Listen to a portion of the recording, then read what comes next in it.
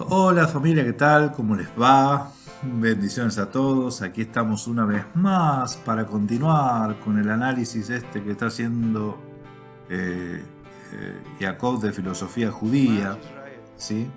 El filósofo Jacob, ¿sí? Eh, que de repente empieza a creer en los catedráticos. Sí, lo mismo le está pasando a otros, sí, que empiezan a tomar como referencia a los catedráticos cuando los catedráticos hablen en contra de los evangelios o del Nuevo Testamento. Pero no consideran algo de autoridad cuando los mismos catedráticos atacan la historicidad del Tanaj, la existencia de Moisés, el Éxodo, la veracidad del Éxodo, ¿sí? Del cruce del Mar Rojo, ¿sí? Y la mayoría de los relatos bíblicos, ellos no creen que existió Abraham, no creen que existió eh, Moisés, ¿sí? Y un montón de cosas. Ellos no creen, un montón de profetas no creen que existieron directamente, ¿sí? Entonces, cuando ustedes escuchen a alguien que cita a los catedráticos, ustedes sepan que los catedráticos, la mayoría son ateos. Y ellos van a descreer de toda la Biblia, ¿sí? Ellos descreen totalmente de toda, argumentan muy mal, porque para algún catedrático la falta de evidencia es una evidencia de ausencia. Lo repito, lo digo de otra forma. La ausencia de evidencia, así era, es evidencia de ausencia para ellos. Si no tengo ninguna evidencia de que existió algo, no puedo comprobarlo, entonces no existió. Con esos razonamientos, Abraham Lincoln no existió, ¿sí?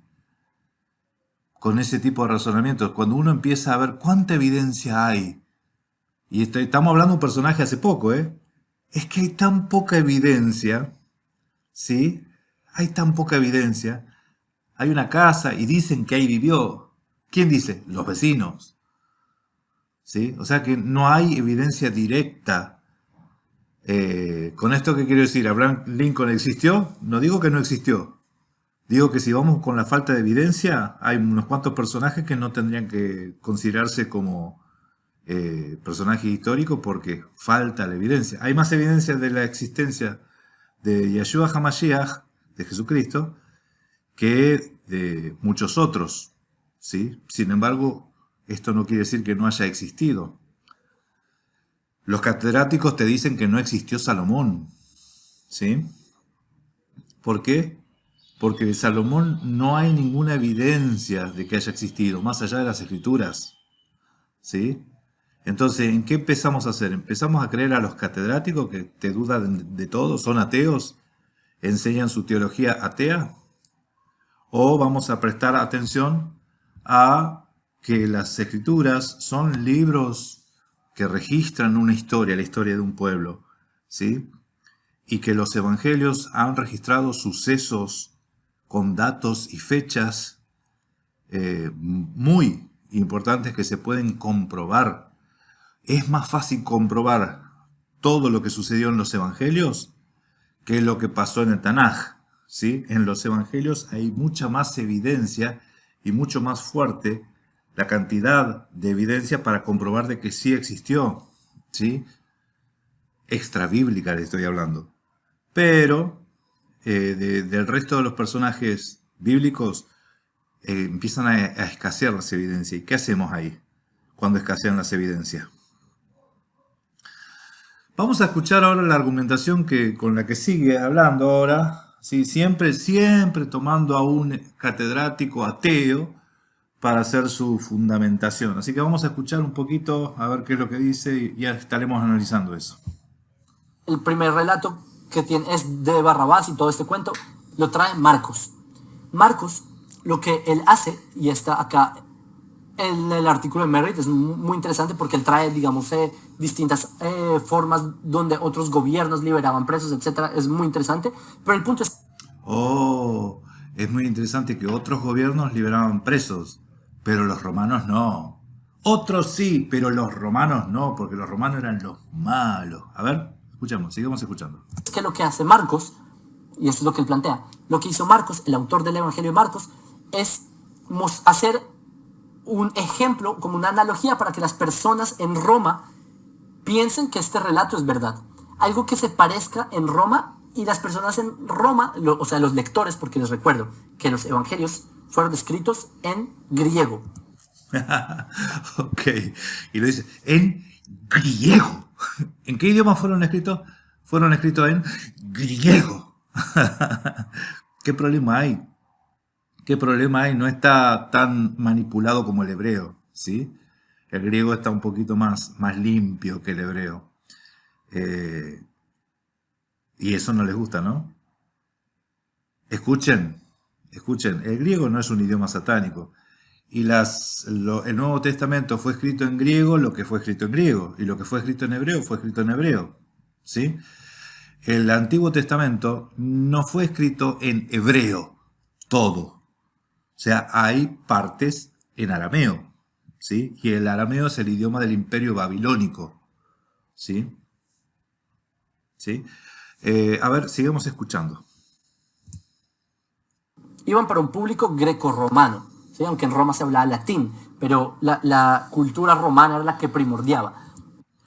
El público greco-romano era, yo te puedo decir, la carta a los romanos, sí. Pero la carta a los hebreos era para los romanos. O, I, A. Bueno, ponele. Sigamos escuchando. Entonces lo que acá plantea es que Marcos, lo que él hizo es que él tomó la idea de los gladiadores. ¿Por qué? Porque ¿qué se hacía con los gladiadores? Lo que se hacía es que el público daba el veredicto si el gladiador vivía o no vivía.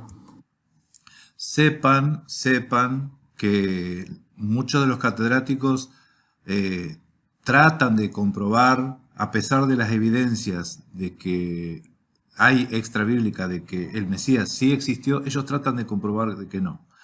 Entonces acá dice que Marcos agarra la idea de los gladiadores, de que el público decidía si vivía o no vivía. A ver, escuchemos un poco más. Como que el público determinaba la vida del gladiador y luego el regente de Roma, él decidía si el gladiador, o sea, basado en la opinión del público, basado en eso, decidía si moría o no el gladiador. Ok, ¿prestaron atención a lo que acaba de decir? En el video anterior, Jacob dijo que no hay ninguna evidencia de que los romanos hacían tal cosa, como dejar vivir a uno o dar muerte a uno o no. Dar muerte a uno, dejar vivir a otro. Dice, no hay ninguna evidencia. Ahora está trayendo evidencia porque la cultura romana acostumbraba a hacer eso. Los gladiadores luchaban y el que estaba ahí presidiendo todo, ya sea procurador o sea quien sea, lo daba voto popular. Y el voto popular era like o dislike. ¿Dejaban vivir o no? ¿Sí? Entonces, la evidencia que está exponiendo acá, que está mostrando Jacob, es que sí era costumbre. Los romanos hacían eso. Los romanos hacían eso. ¿Sí? El mismo elemento agarró el catedrático este, él tratando de comprobar de que no existió, de que Jesús no existió, de que fue toda una historia que Marcos agarró de la costumbre que tenían los romanos. En realidad lo único que hizo fue evidenciar de que eso sí era una costumbre romana, sí se aplicaba en otros ámbitos y que tranquilamente lo pudieron haber aplicado acá. Tranquilamente. A ver. Se hizo un gol en contra este. Un golazo en contra se hizo. Porque hay goles en contra y hay golazos en contra. A ver. Ese mismo, digamos, arquetipo, ese mismo motivo, lo toma Marcos y lo pone en la explicación sobre Barrabás. Esa es una de las conclusiones que trae Merritt. Claro, este tipo dice que este personaje, este señor, no sé, Merritt, ¿sí? En 1985, 1985, hace poco, Dice que Marcos sacó la idea de los gladiadores romanos y escribió eso. Sí, escribió así para darle una idea como de gladiadores, ¿sí? Ese es el fundamento que saca esta persona y esto es lo que está recalcando Jacob, todo para tratar de desprestigiar las escrituras, ¿no? A ver, sigamos escuchando. Otra, esta es la de Kwani. Este es súper interesante porque él trae, este es explicando Lucas 23:17, que trae Lucas 23:17, no habla sobre que daban regalos pascuales y esto, pero Ay, ¿quién daba regalos pascuales? Lucas 23:17. A ver, vamos a analizar. Vamos a ver. Lucas 23:17.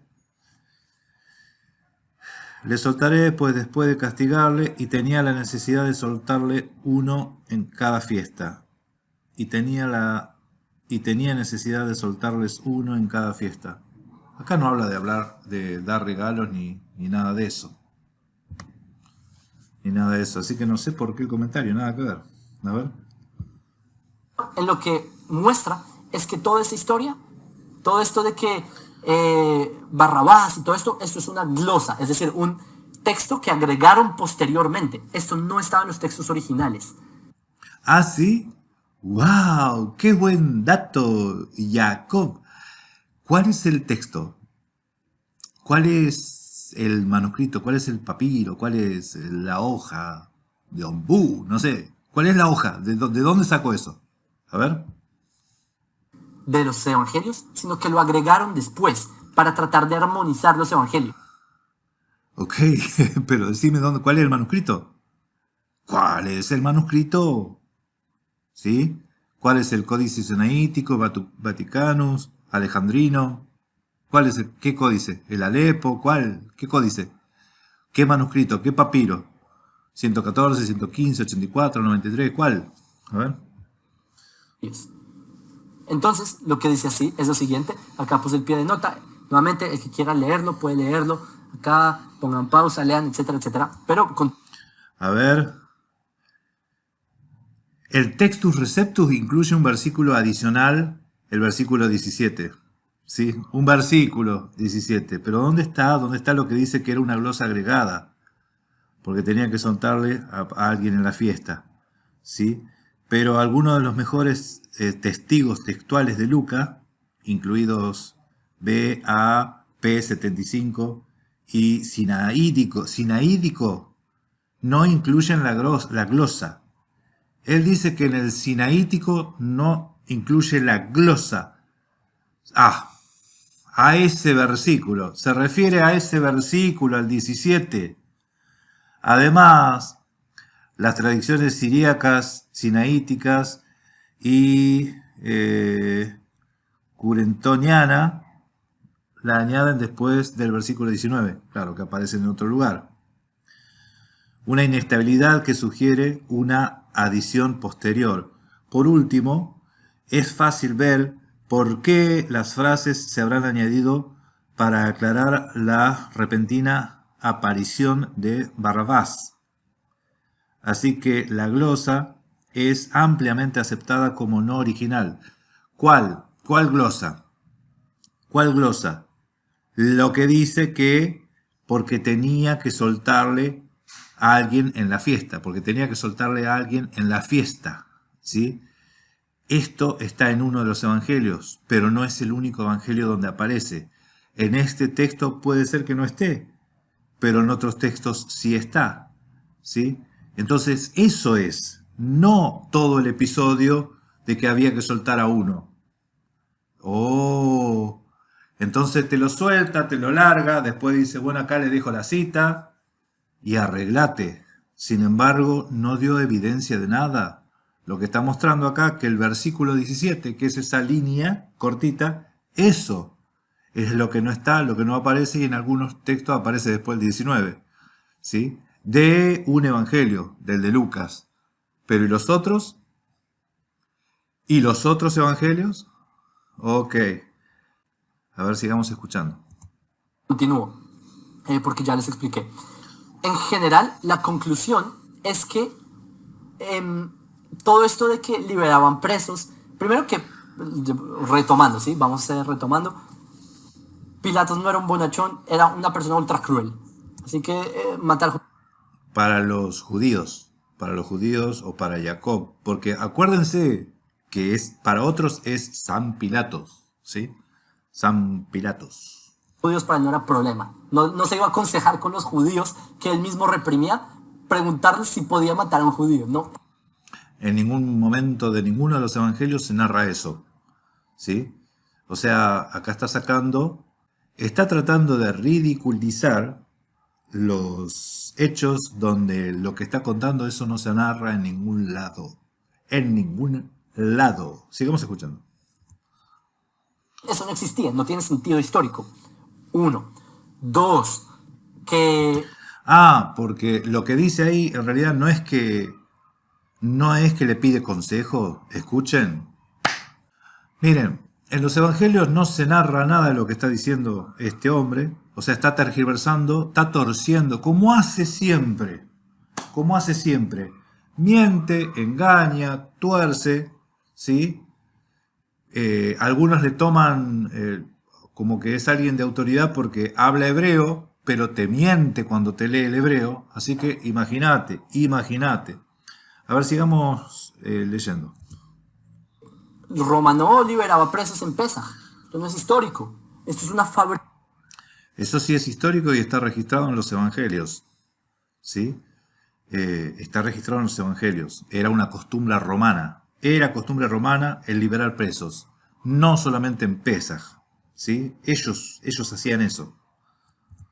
Fabricación del evangelista que Marcos hizo y luego los demás evangelistas tomaron, ¿sí? Y luego la tradición. Bueno, así hablan los catedráticos de Moisés, ¿eh? Eso es una fabricación de los judíos, de los sacerdotes, de los rabinos. Ese personaje no existió, así te lo dicen, igual como él está hablando. A ver. Juanina lo hace de otra forma. Entonces, lo siguiente es, hay las teorías de Barrabás. Quiero que, ya analizamos Pilatos, ya analizamos si acaso un escenario así era posible y ya determinamos que no era posible. Y dio evidencia de que sí. Al principio venía bien, hasta que mostró lo de los gladiadores, y ahí exhibió que era algo normal de los romanos. Los romanos les gustaba hacer eso, ¿sí? La democracia. Amén. Posible, no existía tal cosa, pero quiero que analicemos a Barrabás en sí. Y esto es súper interesante, que hay, digamos, de la serie de teorías que hay, quiero decirles la teoría de Brown, que él es un sacerdote católico. Una teoría. Ahora nos va a decir una teoría. Escuchen, no agarró nada de la Biblia, ¿sí? ¿A dónde se va? A una teoría de un sacerdote católico, dice, ¿no? Un sacerdote católico. Fíjese a quién le está dando autoridad ahora.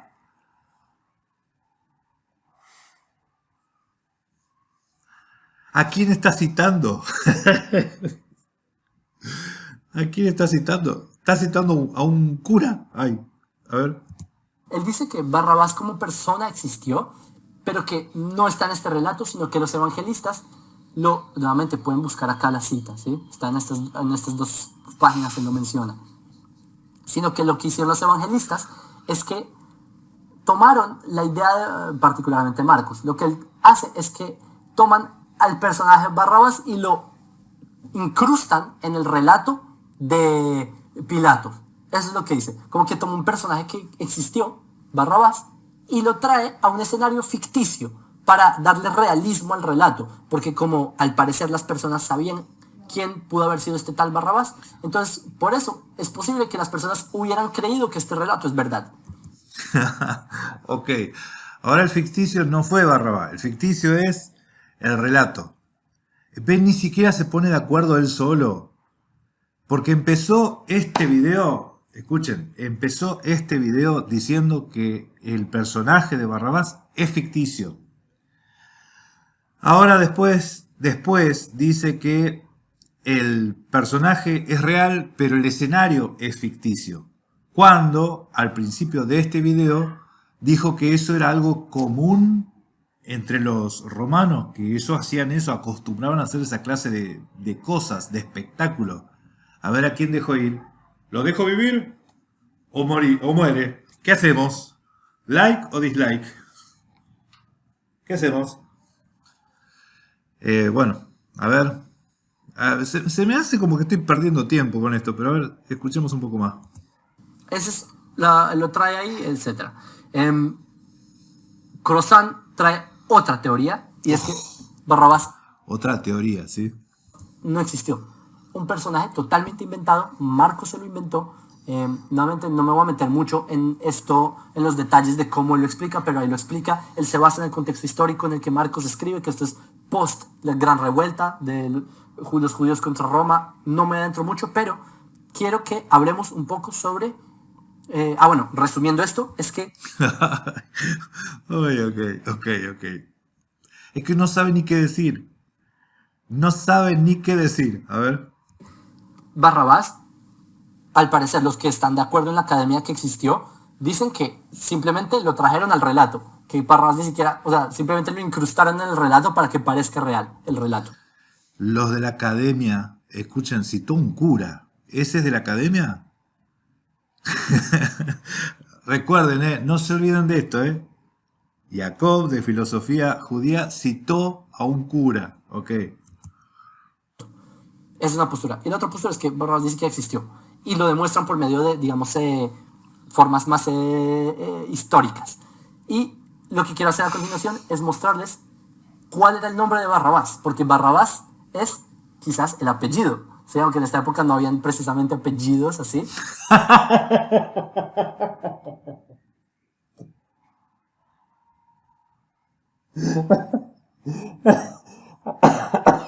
Ay, perdón. Barrabás era el apellido, aunque en esa época no había apellidos.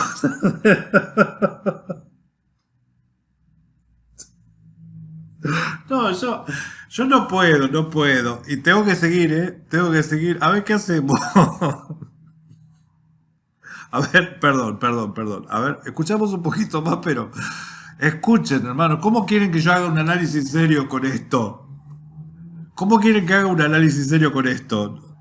Perdón, a ver, el hermano que me sugirió que hacer el análisis serio, analizar esto. Yo entiendo que por ahí está la inquietud, que lo escucha este hombre hablar tan mal acerca de los evangelios, de Mashiach y de todo, pero no sé si están prestando atención a todos los recursos que hizo, a todos los recursos que empezó a utilizar para hablar en contra de los evangelios, ¿sí?